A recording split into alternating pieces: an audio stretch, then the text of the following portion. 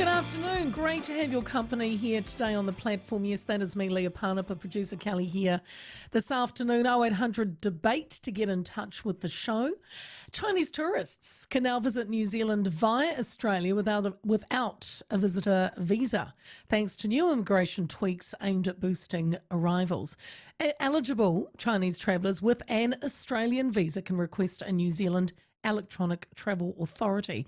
It makes it easier and cheaper to plan a holiday. Nearly 250,000 Chinese tourists visited our country in the year ending July 2025. Tourism and Hospitality Minister Louise Upston said a smoother, more seamless travel across the Tasman will encourage more Chinese tourists to make our country part of their next holiday. And she joins me now. Minister, good afternoon. Nice to catch up. Good afternoon, Leah.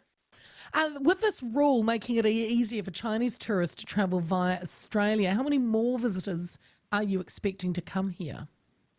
Well, we're expecting that there could be between 25 and 50,000 extra Chinese visitors.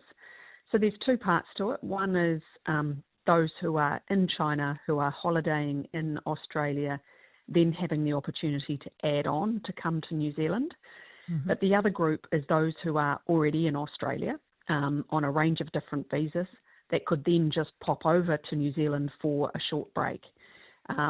So we really see there's potential for both those groups of visitors to come to New Zealand, and it's a lot easier and cheaper for them to do it. So we're trialling it for 12 months, and we're keen to see more Chinese visitors here. So why focus, Louise, on Chinese tourists? I know, what are they, number 3 on the list of visitors? They are. They've been number 2 before. And so the recovery after COVID hasn't been as rapid as we've seen from Australia and the United States, for example. And the feedback we've had very clearly is one of the barriers is the visa processing time and cost.